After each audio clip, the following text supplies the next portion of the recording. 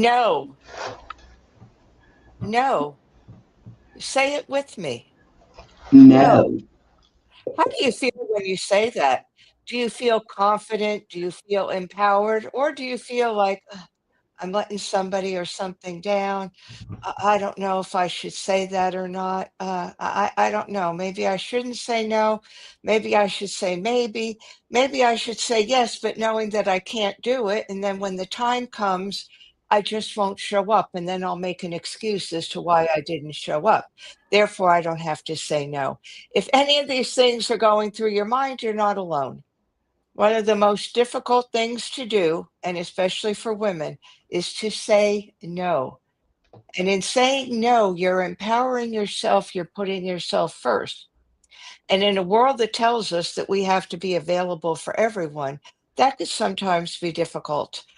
Hello, everyone. I'm Teresa Palmer, a holistic cardiology nurse practitioner. I've been the interim or guest host of this platform for about 6 months. And I'm also author of the book, Heal Your Heart from Within. And today on the Motivational Moments, we're going to be talking about setting boundaries, saying no. How do we say no? Mm. We say no. And with that, I will have my colleague introduce herself, and we could get started with the conversation. Greetings. Thank you so much, Teresa. And I am Dr. Jacqueline Brown, your sovereign leadership architect. And I love this conversation today, so we'll just jump right into it. When we talk about no, and we're talking about boundaries and saying no, I don't think we're simply talking about communication preferences. I believe what we are really talking about is sovereign self governance, and which is definitely part of sovereign leadership architecture. We're really talking about the internal architecture on the inside that's required of us to know what has access to us and what doesn't. What has access to, let's say, our time? What has access to our energy? What has access to our spirit? What has access to our heart, as Teresa so often points out. These are questions that we have to ask ourselves because when we are setting boundaries, we are actually giving people, this is what I'm going to allow to be in. This is what, in some cases, I'll give an example. This is what I consider to be my responsibility in a particular effort. And this is what is not part of that. And you're really establishing the no and the boundaries in the beginning. And that's just one example of a situation like that.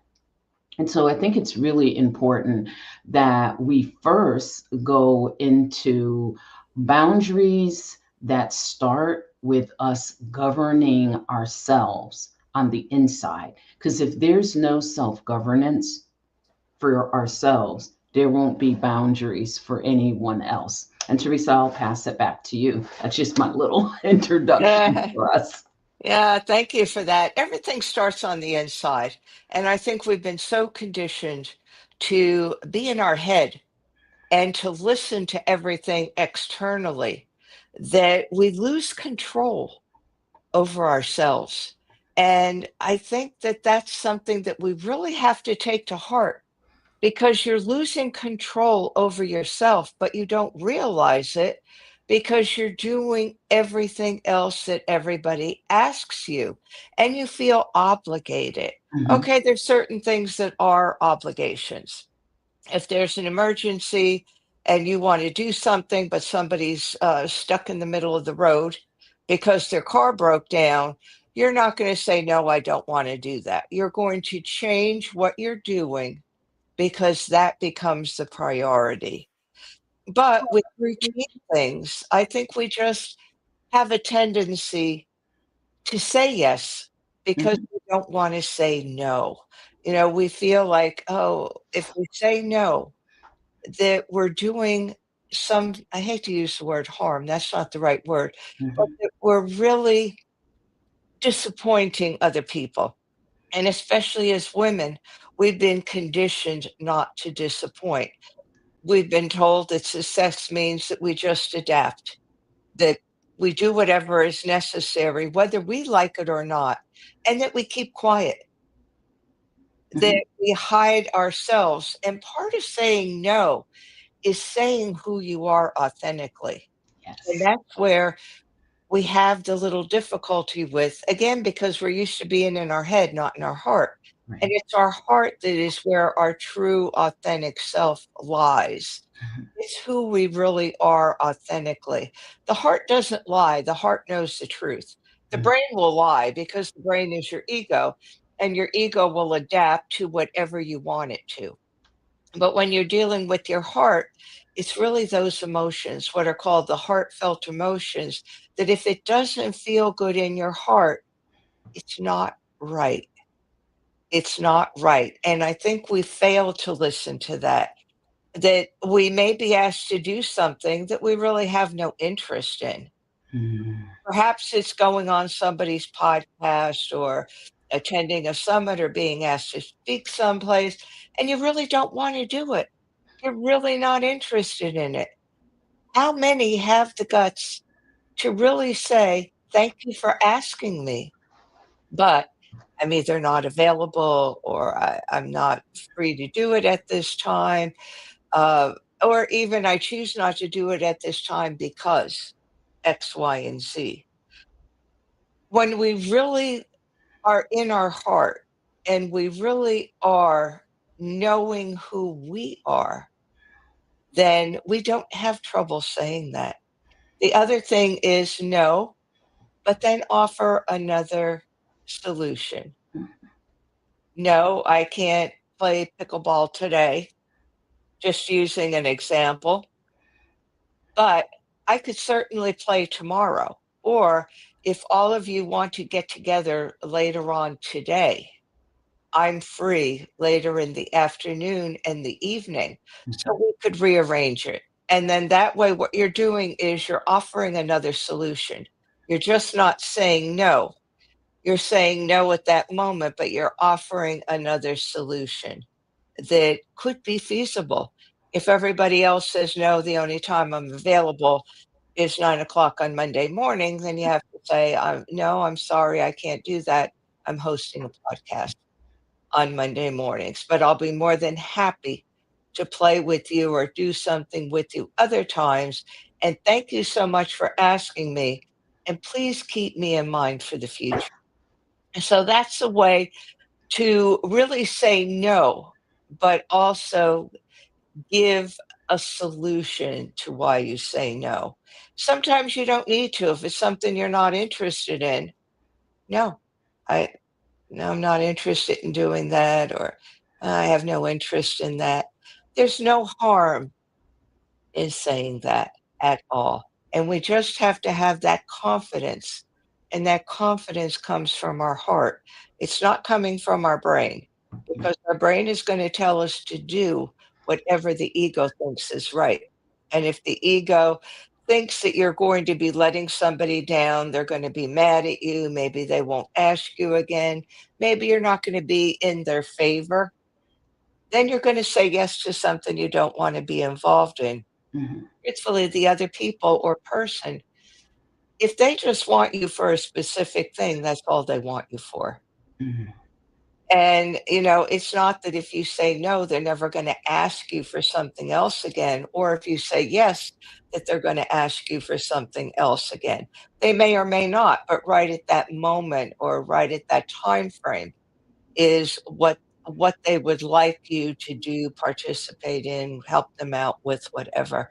So I'll pass it back to you.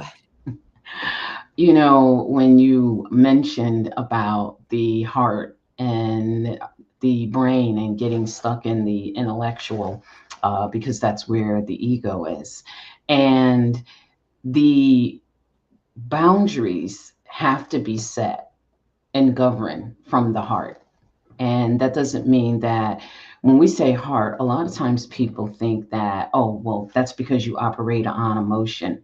No, self governance starts within ourselves internally, in our hearts, in our spirits, and it integrates and it connects with our brain so that we are making decisions that are not just logical only, but that they are in alignment with what is best for us in that moment or that point in time.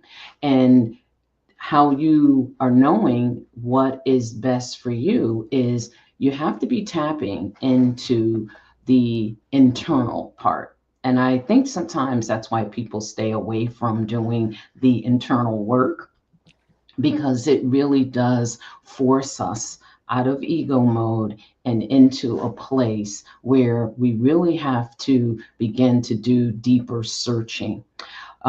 When I work with leaders around sovereign leadership architecture and governance structures, what tends to happen is it reveals whether a person is leading from their alignment. It helps them to see, well, is my calendar being governed by someone's lack of planning that has become my emergency? Is it emotions through guilt? And you touched on that.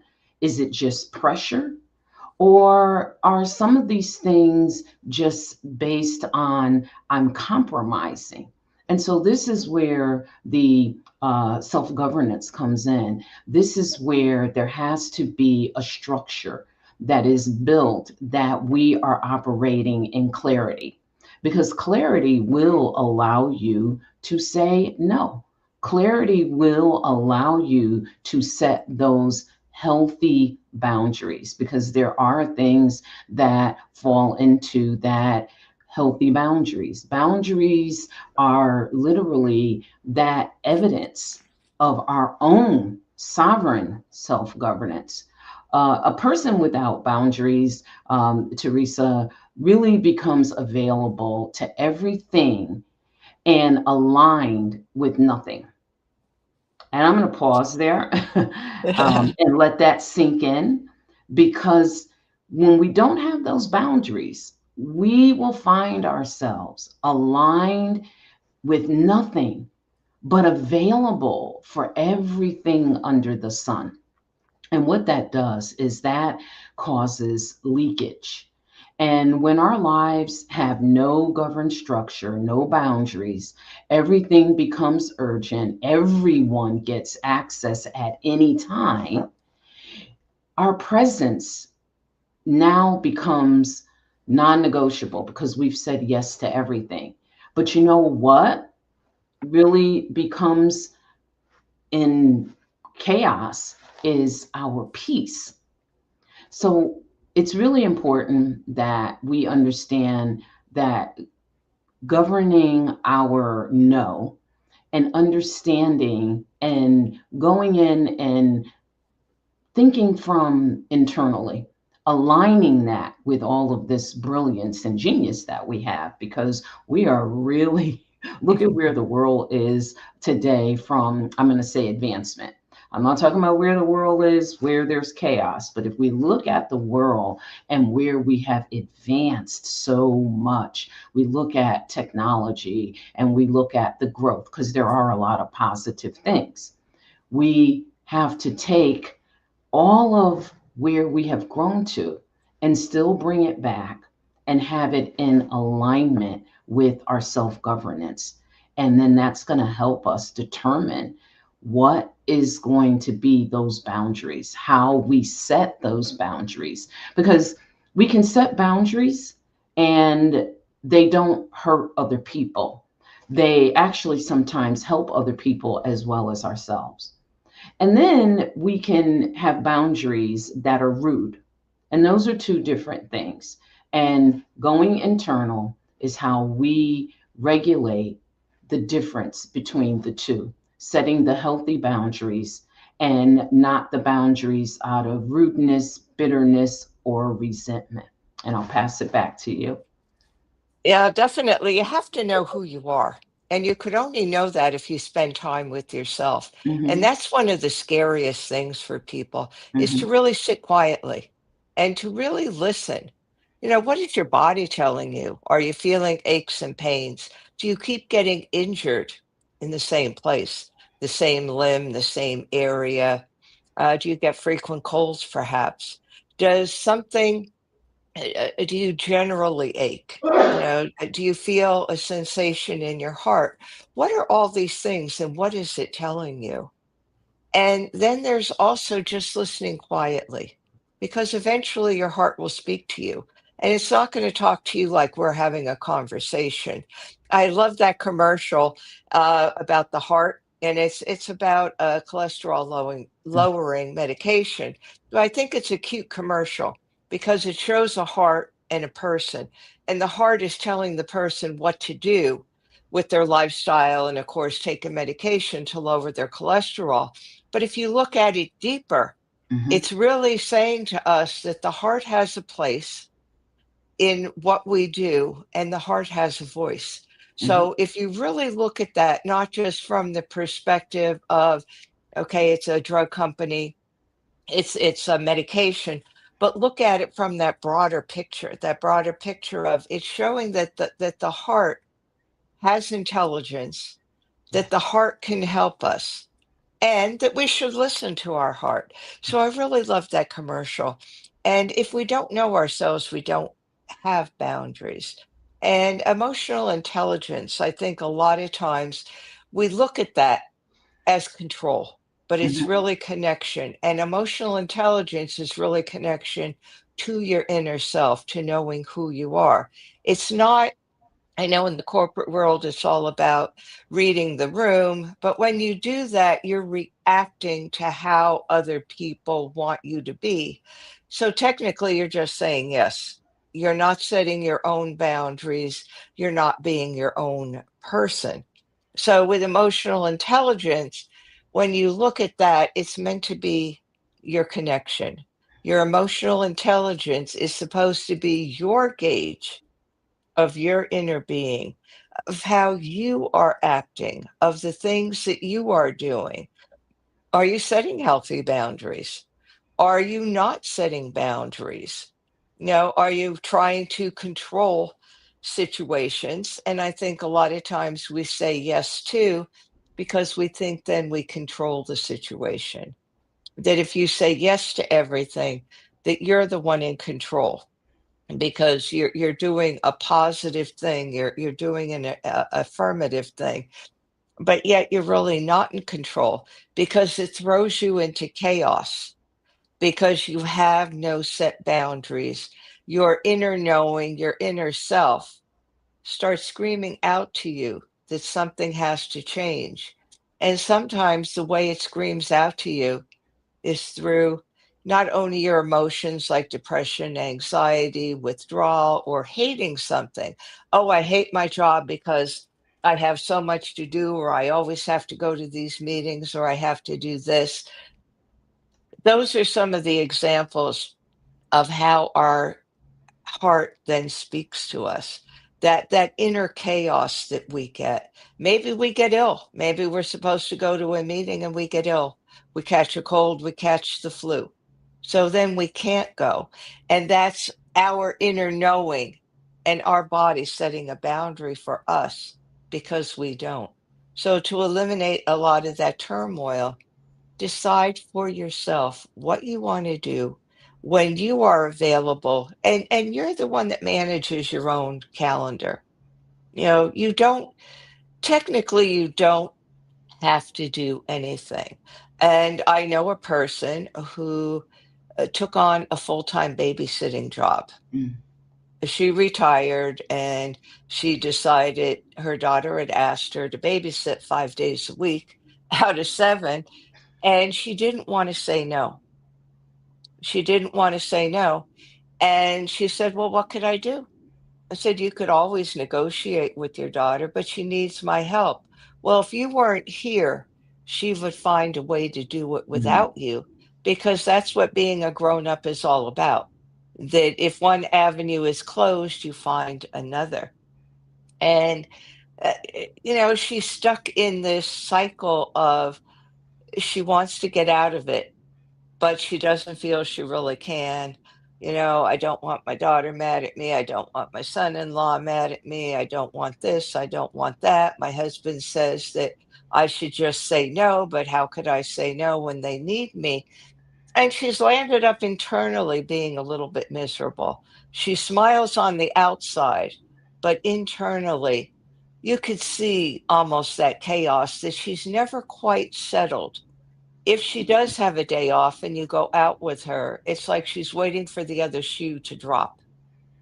She's waiting for something to go on, to get that phone call or at the last minute to say, "Gulp down your lunch because I need you for this." So she's always on high alert, and she never really feels great. She's told me she has back problems, she's got joint problems. Um, she chalks it up to having arthritis, like we all do, osteoarthritis. She chalks it up to, long-term back problems. But I think if she examined it further, she would see that this is her body telling her and asking her in a strong way that you need to do something and you need to change things for yourself. It's not to say she can't help her daughter out, but does she have to do it 5 days a week? Could she compromise? I think there's always a solution, but I also think a lot of times we kind of fear looking for those solutions, and it may take time on our part, and sometimes it's just easier to say, "The heck with it. I'll just suffer through it, and in 3 to 5 years, when the child's in school, then I could have a life." And by then, you don't know what's gonna go on with you. It may be too late. So I think we always have to think of ourselves as a priority and put ourselves first. Look at the airline industry. Mhm. Put your own oxygen mask on first and then help others. Because what's the result if you don't put on your own oxygen mask? You die. And when you die, you can't help others. So you have to be your first priority. And then only then are you free to help other people out because you're at your best. If you're in inner turmoil, you're not your best to help anybody out. And you're not doing yourself any good, and you're not doing the other people any good because you're showing up on automatic pilot. So I'm going to turn it over to you and see what you have to say, Jacqueline. You just described that was a really great example. And someone may oversimplify and say, okay, someone that is asked to babysit. But here's what's so crucial in your story that is across all lives and all areas and environments. And I can tell you what you described is exactly what I work with and what executive C suite leaders experience and go through. Now, their challenge may not be the babysitting situation, but trust. I'm telling you, I sit, we work through these things. It is the exact same thing. It's just not, well, babysitting, Yeah. but it's something else. And here is what makes it very challenging in the corporate world. And you hinted to this earlier because corporate has this set of rules that have been set. And you mentioned how it's a little different for women. And those rules are applied to us differently. And then we allow those rules to be applied to us differently.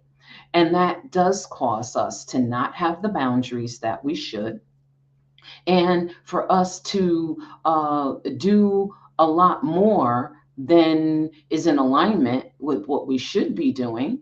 And without those boundaries and without setting that the sovereignty has to be there where it's not selfish, this is about me. It's I'm operating from sovereign self governance, and it starts with me. And asking those questions, is this aligned with my purpose? Do I have the capacity to carry what is being asked of me? If I'm being asked to complete my project and then somebody else's project and give resources from my project, now there's absolutely nothing wrong with that as long as you're not going to suffer and work three times as hard and take on the work that those were on your team were doing, but now you gave them to somebody else. So there's so many dynamics in, I'm going to say, that old paradigm, because I will say that I know with the work that I'm doing and many others that we are causing that old paradigm to shift and for people to think differently and really not only ask the tough questions, but also provide the answer to the leadership that sometimes they need to hear. And really ask, am I responding from discernment or am I responding from pressure? And asking, will this strengthen the assignment that I already have, or will it weaken what I'm already aligned to? And when the answers reveal misalignment, the boundary is not us being uncooperative or uh, trying to be insensitive. Actually, the boundary is us honoring the assignment that we currently have and delivering on it without causing damage to ourselves, where we're overloaded. We sometimes not only burn out, but we become ill. And then everything falls apart. So I think your example, if we could look at how that actually applies, whether you are the CEO of a Fortune 500 company, or rather you are a grandparent that is making a decision about babysitting.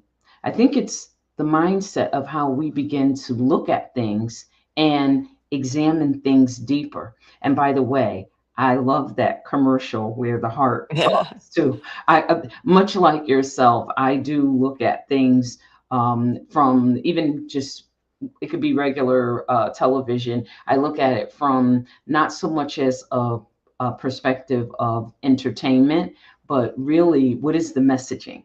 And so obviously commercials have messaging. They And do.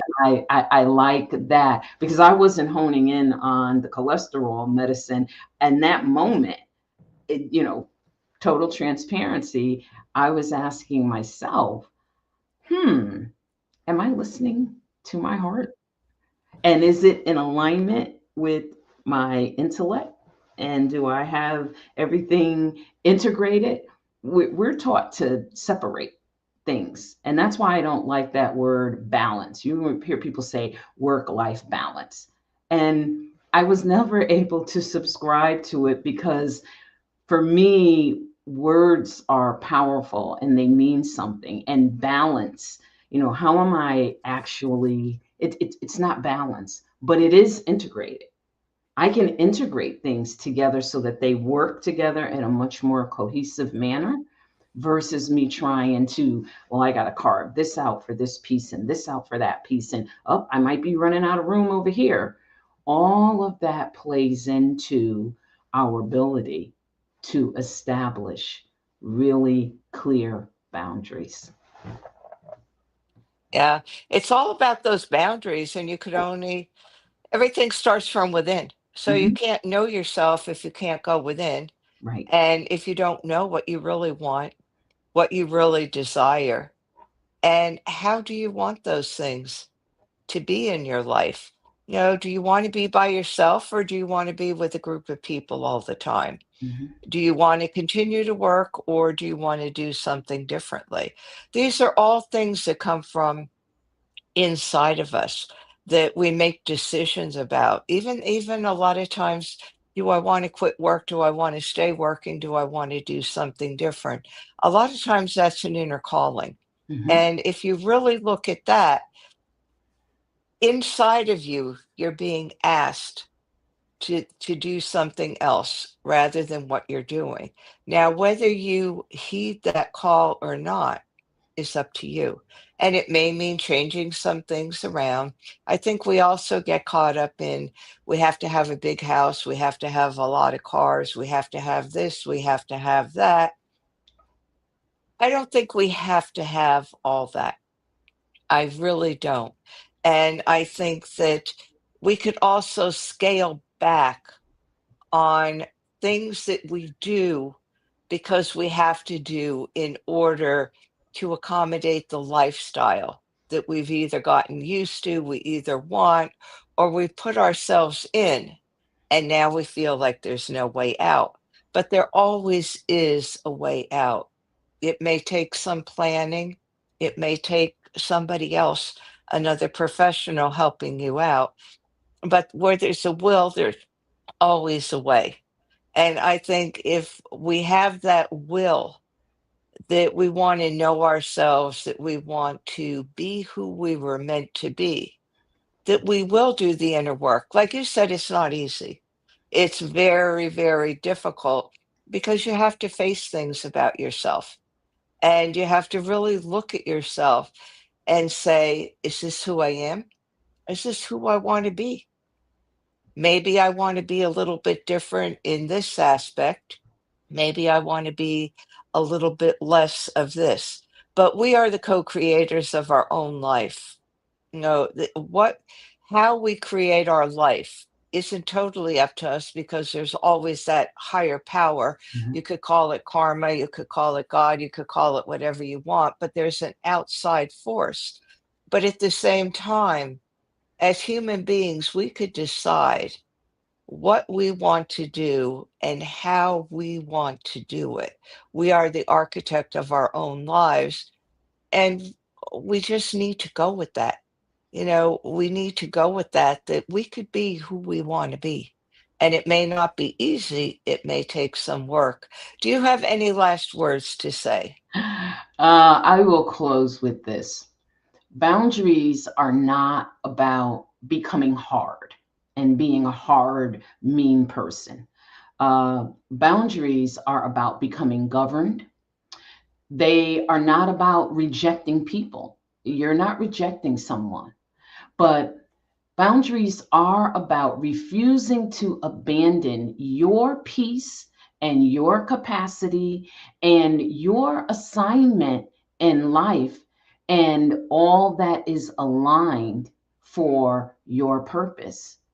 Saying no is not merely a communication skill that we have to become an expert at, but it is a leadership discipline, a spiritual discipline, and an emotional regulation. And it's, again, all about governing you so that you're actually doing the things that you know are in alignment with your heart and your intellect. Oh, thank you so much for that. And what I'll leave our audience with uh, to practice saying no and see how you feel about it and come up with other alternatives and solutions. No, I can't, but no, this won't work. Perhaps we can do this and set up those scenarios Mhm. and see how you feel about them. And every day, sit down, even if it's for 2 minutes, close your eyes, be comfortable, Mhm. and just be quiet and listen. What is your body? What is your heart telling you? Thank you, everyone who is listening to the broadcast and those that will be listening to the replay.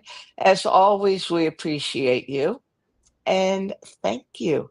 So as we leave this, I'm going to say it one more time. No, I can't do this now, but I can offer you blank. Thank you so much for joining us.